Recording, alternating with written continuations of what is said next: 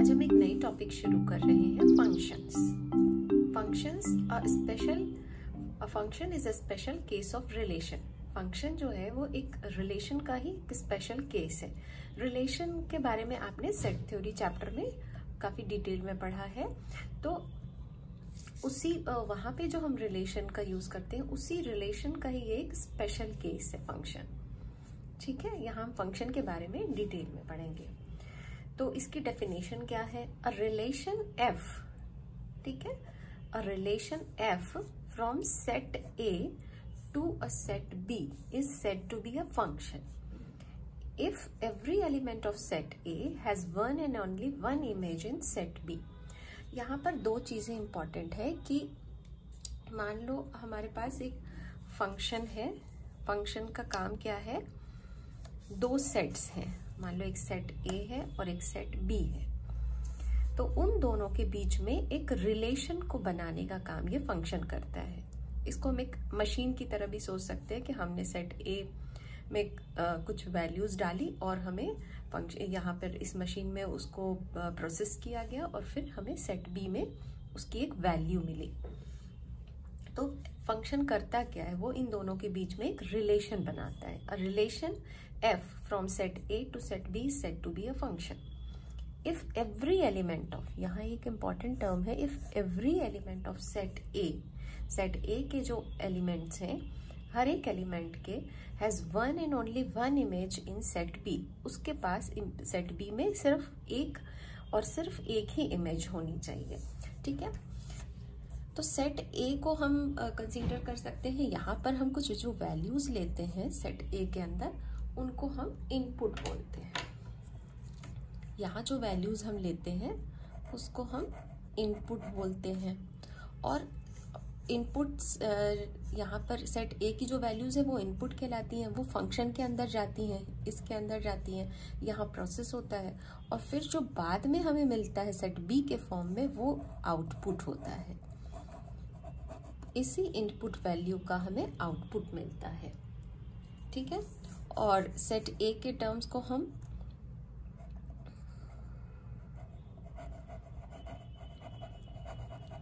ये independent variable भी बोलते हैं, डिपेंडेंट वेरिएबल भी बोलते हैं। ठीक है, तो आप सेट ए बोल लो या इनपुट बोल लो या इंडिपेंडेंट वेरिएबल बोल लो, तो फंक्शन के जो इस साइड है वो इनपुट हो चाहे इंडिपेंडेंट वेरिएबल हो, वो सेट ए को रिप्रेजेंट कर रहा है, और इस साइड जो हमें मिल रहा है आउटपुट है या डिपेंडेंट वेरिएबल है। इस साइड बच्चों इसे प्री इमेज भी बोलते हैं, प्री इमेज है ये, और सेट ये जो डिपेंडेंट वेरिएबल है ये हमारा इमेज होता है। ठीक है, इसलिए यहाँ लिखा है कि set A has one and only one image in set B. Set B के पास उसके लिए सिर्फ एक इमेज रहेगी। अब बच्चों आप जानते हो कि एरिया ऑफ अ सर्कल, इसका क्या फॉर्मूला होता है? A is equal to pi r square. ठीक है, तो यहाँ पर ए क्या है? ये भी एक वेरिएबल है और आर भी एक वेरिएबल है, और पाई आपको पता है ये कांस्टेंट है, इसकी वैल्यू 22/7 या 3.14 होती है।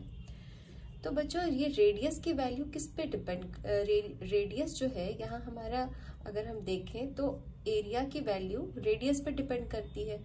हमारा अगर रेडियस मान लो 3 सेंटीमीटर है या 5 सेंटीमीटर है, हम जो भी रेडियस की वैल्यू रखेंगे उसके अकॉर्डिंग हमारी एरिया होगी। तो यहाँ पर एरिया क्या हो गया? डिपेंडेंट, और रेडियस क्या हो गया? इंडिपेंडेंट। ठीक है, अब मान लो अगर जैसे हमने रेडियस ले लिया 3 सेंटीमीटर, ठीक है, तो a is equal to pi r की जगह क्या हो जाएगा? 3 स्क्वायर मीन्स 9 पाई हो जाएगा। ठीक है, उसी तरह मान लो ये इस एरिया का नाम हमने A1 ले लिया। A2 के केस में अगर हम यहाँ पर इसकी वैल्यू चेंज कर देते हैं, एक ऐसा सर्कल लेते हैं जिसका कि रेडियस है 5 सेंटीमीटर, तो 5 स्क्वायर हो जाएगा। रेडियस हम डिफरेंट पुट करते जाएंगे तो क्या आ जाएगा हमारे पास 25 पाई आ जाएगा, है ना। तो जैसे जैसे हम अपने रेडियस की वैल्यू चेंज करते जाएंगे, जो इंडिपेंडेंट वेरिएबल है उसकी वैल्यू चेंज करते जाएंगे, वैसे वैसे हमारी डिपेंडेंट वेरिएबल की वैल्यू चेंज होती जाएगी। अब मान लो हम कुछ और एग्जांपल्स के थ्रू हम इसको फंक्शन को समझने की कोशिश करते हैं। मान लो ये हमारे पास एक सेट A है और ये एक सेट B है, ठीक है। ये A है और ये B है। इसके पास कुछ एलिमेंट्स हैं इस सेट के। कंसीडर करो कि ये एक A है, एक ये B है और एक ये C है, और इसके पास 1 2 3 है। और आप जानते हो इसको प्री इमेज बोलते हैं और इसको इमेज बोलते हैं, ठीक है। तो मान लो A का रिलेशन 1 के साथ है, B 2 के साथ है और C का 3 के साथ है। तो हर एक एलिमेंट का एक दूसरे के साथ रिलेशन यहाँ पे बन रहा है, ठीक है। तो ये इसका मान लो नेम हमने R1 रख लिया, ठीक है। तो इस रिलेशन को हम फंक्शन बोलेंगे। हम इस रिलेशन को फंक्शन क्यों बोलेंगे? क्योंकि सेट A के हर एक एलिमेंट का सेट B के हर एक एलिमेंट के साथ यहाँ रिलेशन बन रहा है, और सिर्फ एक ही रिलेशन, मतलब ये अगर A है तो एक ही एलिमेंट के साथ बना रहा है। ऐसा नहीं कि A1 के साथ भी बना रहा है और A2 के साथ भी अपना रिलेशन बना रहा है। अब मान लो एक दूसरी एग्जांपल लेते हैं। मान लो यहाँ पर एक ऐसा केस है, यहाँ पे भी एलिमेंट A B C है और ये भी सेट A है, और यहाँ पे भी हम कंसीडर कर लेते हैं 1 2 3 है, इसमें भी एलिमेंट्स उतने ही हैं, ठीक है। तो ये सेट और इस रिलेशन को मान लो हम कंसीडर कर लेते हैं R2 रिलेशन को। जैसे ये A है तो A 1 के साथ B की वैल्यू भी 1 ही आती है मान लो, और C की वैल्यू भी हमारे पास 1 ही आती है, C 1 के साथ रिलेट करता है, ठीक है। तो क्या हो रहा है कि A यहाँ पर जो जितने भी एलिमेंट है A B C, ये सबके सब 1 के साथ रिलेट कर रहे हैं, ठीक है। तो क्या हो रहा है, हमारे जो सेट A है उसका हर एक एलिमेंट तो रिलेशन बना रहा है सेट B के, लेकिन सिर्फ एक ही एलिमेंट के साथ। तो ऐसी कंडीशन को भी हम फंक्शन बोलेंगे, ये भी फंक्शन होगी, क्योंकि सेट A के हर एक एलिमेंट की मैपिंग B के हर एक एलिमेंट के साथ हो रही है यहाँ पे, और यहाँ पर सेट A के हर एक एलिमेंट की मैपिंग B के ओनली 1 एलिमेंट के साथ हो रही है। अब मान लो एक और एग्जांपल लेते हैं, थर्ड है। इसमें हमारे पास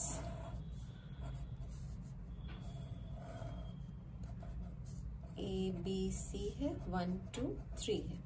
अब इस केस में क्या होता है, मान लो A 1 के साथ है, A की मैपिंग 1 के साथ हो रही है, A की मैपिंग 2 के भी साथ हो रही है, और B की मैपिंग भी 2 के साथ हो रही है, और C की 3 के साथ हो रही है।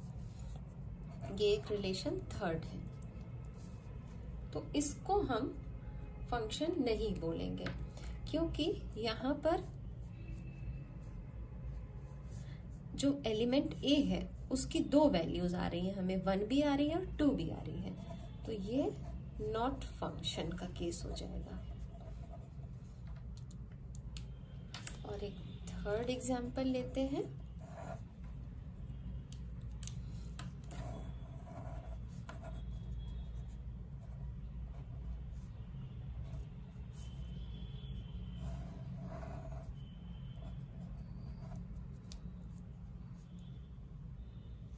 इस केस में मान लो ए जो है उसकी मैपिंग 1 के साथ हो रही है, बी की मैपिंग 2 के साथ हो रही है और सी की मैपिंग नहीं हुई है, ये ऐसे ही रह गया है। ठीक है, तो क्या इस केस को हम फंक्शन बोलेंगे? इस रिलेशन को हम फंक्शन नहीं बोलेंगे।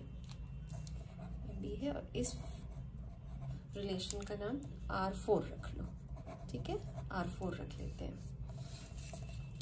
तो इस केस को हम फंक्शन नहीं कहेंगे क्योंकि यहाँ पे हमारे एवरी एलिमेंट की यहाँ पर हमें मैपिंग नहीं हुई है।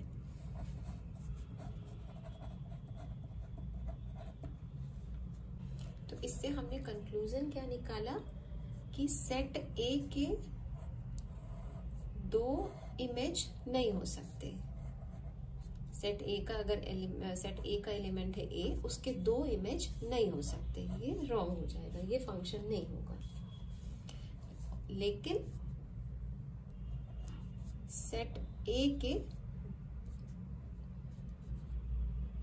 सेट बी के 2 प्री इमेज हो सकते हैं। मान लो यहाँ 1 है तो इसकी वैल्यू 1 के लिए ए और बी दोनों करेक्ट हो सकते हैं। ये हो सकता है कि सेट बी, ये 1 जो है रिप्रेजेंट कर रहा है सेट बी को, तो सेट बी के 2 प्री इमेज हो सकते हैं लेकिन सेट ए के 2 इमेज नहीं हो सकते। बच्चों, अभी तक जो हमने पढ़ा उससे क्या कंक्लूजन निकाला ये देखते हैं। फंक्शन को हम एक ऐसे भी डिफाइन कर सकते हैं, a function relates each element of set, ये एक सेट है, with exactly 1 element of another set, दूसरे सेट के एग्जैक्टली 1 एलिमेंट के साथ ही अपनी मैपिंग करेगा या रिलेट करेगा। तो a function relate each element of a set, एक सेट के हर एक एलिमेंट के साथ of a set with exactly 1 element of दूसरे सेट के एग्जैक्टली 1 एलिमेंट के साथ ही रिलेट करेगा। ठीक है, तो जो इससे हमने कंक्लूजन निकाला, तो यहाँ 2 इंपॉर्टेंट चीजें आ रही हैं, ईच एलिमेंट और एग्जैक्टली 1, या उसी को हम लोगों ने ऐसे लिखा है 1 एंड ओनली 1 इमेज। तो पहली चीज क्या है, each element means every element in x. मान लो ये एक सेट है एक्स है, यहाँ आप ए और बी भी कंसीडर कर सकते हो। Element in X is related to some element of Y, कुछ एलिमेंट्स ऑफ वाई से ये रिलेट करेगा।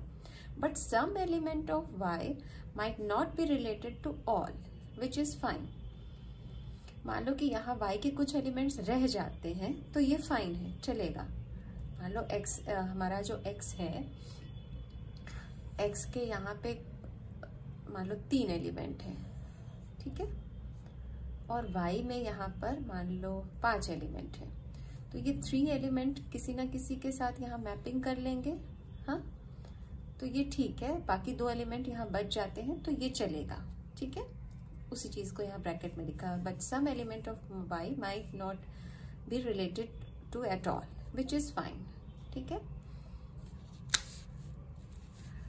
और दूसरी चीज है, सेकेंड पॉइंट है एग्जैक्टली 1 वाली, यहाँ जो एग्जैक्टली 1 लिखा है, एग्जैक्टली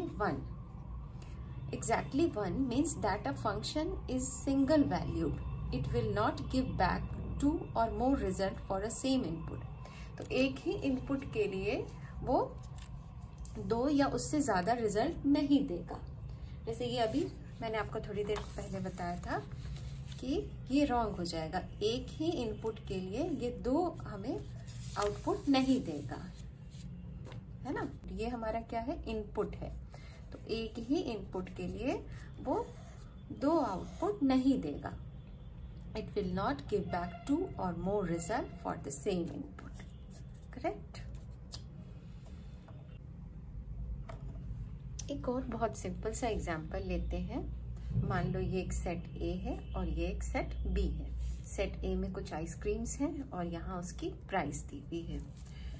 तो मान लो ये फर्स्ट केस लेते हैं, यहाँ पे 3 आइसक्रीम्स है, यहाँ उसकी प्राइस 30 दी हुई है। 2 आइसक्रीम्स है, उसकी कॉस्ट 20 है। 1 आइसक्रीम है, इसकी कॉस्ट 10 है, और हर एक आइसक्रीम की मैपिंग दूसरे सेट के एलिमेंट के साथ हुई भी है। यहाँ पर एक केस है जिसमें कि 2 आइसक्रीम्स हैं और इसकी प्राइस 20 भी है और 30 भी है। मतलब क्या होता है, मेरे पास कुछ कस्टमर्स आते हैं, मैं उसको ये 2 आइसक्रीम 20 रुपीज में सेल करती हूँ, फिर कुछ दूसरे कस्टमर्स आते हैं, उनको मैं 30 रुपीज में सेल करती हूँ। तो ये तो पॉसिबल नहीं है ना, ऐसा करना तो रॉन्ग हो जाएगा, है ना। तो इसलिए यहाँ पर जब हम सेट ए के 2 वैल्यूज हो, सेट ए के 2 वैल्यूज नहीं हो सकते, मतलब सेट ए के जो रिलेशन सेट बी में बनेंगे वो यूनिक होने चाहिए। जैसे यहाँ पर हर एक के साथ एक एक यूनिक होते जा रहे हैं, तो अगर उसकी 2 वैल्यूज आ रही है या सेट ए के यहाँ 2 इमेजेस बन रहे हैं तो ये रॉन्ग हो जाएगा, ये फंक्शन नहीं होगा। ये फंक्शन होगा लेकिन ये फंक्शन नहीं होगा। मान लो यहाँ पे एक वेरिएबल x है, ठीक है, उसको हम इस फंक्शन बॉक्स में इन कराते हैं तो हमें क्या मिलता है, एक वेरिएबल y मिलता है, ठीक है। इसको एक एग्जाम्पल की हेल्प से देखते हैं। मान लो एक हमारे पास इक्वेशन है y is equal to 2x, ठीक है। तो y क्या होता है, हमारा आउटपुट होता है, ये हमारा आउटपुट हो गया, और x हमारा इनपुट हो गया। ठीक इसी तरह जैसे यहाँ हम r की वैल्यू इन कराते हैं, इंडिपेंडेंट वेरिएबल है, ये इनपुट कराते हैं। जब हम r की वैल्यू इनपुट कराते हैं तभी तो हमें एरिया मिलता है, आउटपुट एरिया हमें बाद में मिलता है ना, ये हमारा आउटपुट है। उसी तरह यहाँ पर हम x की वैल्यू इन कराएंगे और y की वैल्यू चेंज करेंगे, ठीक है। तो मान लो यहाँ पे हम ये वाली कॉलम इनपुट के लिए हम ले लेते हैं और ये वाली कॉलम आउटपुट के लिए ले लेते हैं। इनपुट में हमें क्या वैल्यू डालनी है, x की वैल्यू डालनी है, आउटपुट में हमें क्या मिलेगा, y मिलेगा। इनपुट में हम डिफरेंट वैल्यूज पुट करते हैं। मान लो यहाँ पे x है, x की जगह मैं 1 लिखती हूँ, ठीक है। तो y इज इक्वल टू क्या हो जाएगा, 2 इंटू 2 तो यहाँ पे है, ये कांस्टेंट है, और 1 इज इक्वल टू 2। अब मान लो यहाँ मैं इनपुट 2 कराती हूँ तो ये तो 2 एज इट इज रह जाएगा, और x के लिए क्या आ जाएगा 2, तो ये हो जाएगा 4। यहाँ मान लो हमने 3 ले लिया तो ये 2 इंटू 3, तो वैल्यू हो जाएगी 6, है ना। तो डिफरेंट इनपुट वैल्यूज के लिए हमें डिफरेंट आउटपुट वैल्यूज मिल रही है। चलो बच्चों, हम कुछ और एग्जांपल्स की हेल्प से इसको समझने की कोशिश करते हैं। अभी हमने y is equal to 2x, मतलब अगर हम कोई नंबर इनपुट कराते थे तो हमें वो फंक्शन बॉक्स नंबर को डबल करके देता था। अब हम एक और दूसरा एग्जांपल लेते हैं। यहाँ पे y is equal to X square है, मतलब कि यहाँ पर हमें जो भी वैल्यू है वो उसकी स्क्वायर मिलेगी। तो मान लो ये वाली कॉलम हम इनपुट के लिए यूज करते हैं और ये वाली आउटपुट के लिए यूज करते हैं। इनपुट x में होगी और आउटपुट y में मिलेगी। तो मान लो अगर मैंने इनपुट डाला 1, ठीक है, तो आउटपुट क्या आएगा, 1 स्क्वायर 1। मान लो मैंने इनपुट -1 डाला, तो आपको पता है ना -1 इंटू -1 1 ही होता है। यहाँ पर x की वैल्यू हम लेते हैं, मान लो अब 2 ले लेते हैं, तो आउटपुट क्या मिलेगा, 2 2 ज़ा 4 मिलेगा हमें।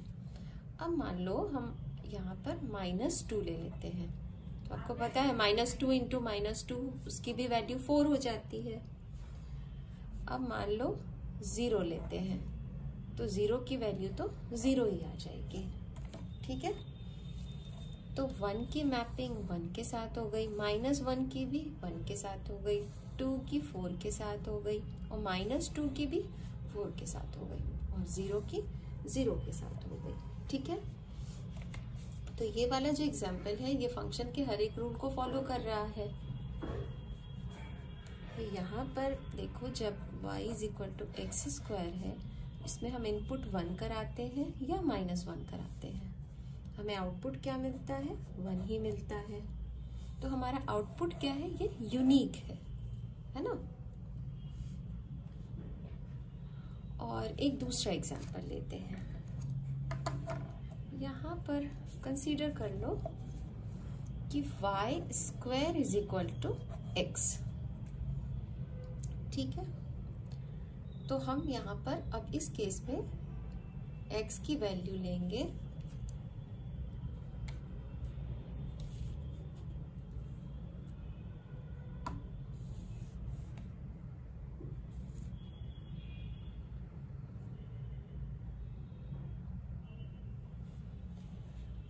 इनपुट हमें कराना है इस वाले कॉलम को हम इनपुट कॉलम बनाएंगे, इनपुट, और ये दूसरी वाली कॉलम जो होगी वो हमारी आउटपुट कॉलम होगी। ये x है, ये y है। तो मान लो y की वैल्यू हमने ले ली 4।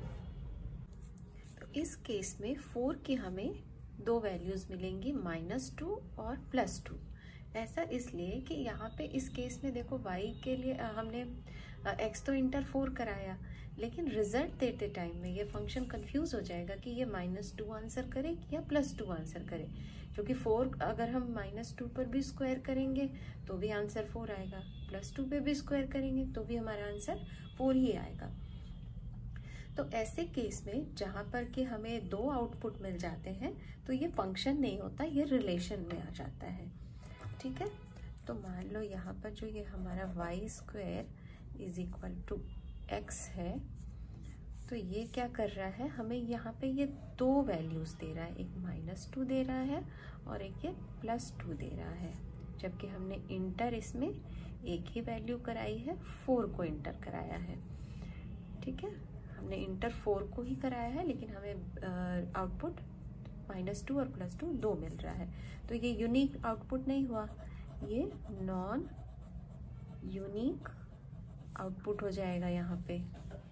ठीक है, तो ये फंक्शन नहीं होगा, ये नॉट फंक्शन हो जाएगा, it is not a function, क्योंकि यहाँ हमें आउटपुट एक से ज्यादा मिल रहे हैं और ये यूनिक आउटपुट हो जाएगा, जहाँ पर कि हमें एक सिंगल आउटपुट मिलता है।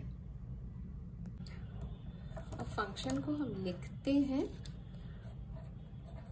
फंक्शन ब्रैकेट में हमारा आ जाता है इनपुट, जो वैल्यू हम इन कराते हैं, और हमें यहाँ इक्वल टू के बाहर मिलता है आउटपुट।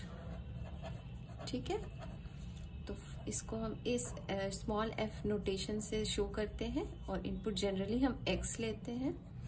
ऐसा जरूरी नहीं है कि हम हर केस में x ही लें, ये वेरिएबल है, और आउटपुट y के फॉर्म y हमें मिलता है। ठीक है, तो ये x हमारा इनपुट शो कर रहा है और ये y हमारा आउटपुट शो कर रहा है। अब ये डिफरेंट तरह के फंक्शंस हो सकते हैं। मान लो अभी हमने जो सॉल्व किया y इक्वल टू 2x, ठीक है, तो इसको हम और कैसे लिख सकते थे, fx के फॉर्म में, fx इक्वल टू 2x। फिर हमने क्या सीखा था, y is equal to X square, एक ये वाला देखा था, इसको कैसे लिख सकते हैं हम, fx एक्स स्क्वायर, और y इक्वल टू, अच्छा ये तो हमारा फंक्शन बना ही नहीं, और कुछ और देख लेते हैं। मान लो y equal to X plus 2 है, तो ये इसको हम कैसे लिख सकते हैं, fx is equal to X plus 2, और ये f जरूरी नहीं, हम यहाँ f हम आगे देखेंगे g h कुछ भी वैल्यू यहाँ पे ले सकते हैं। ठीक है, तो इसको हम रीड करते हैं f ऑफ x।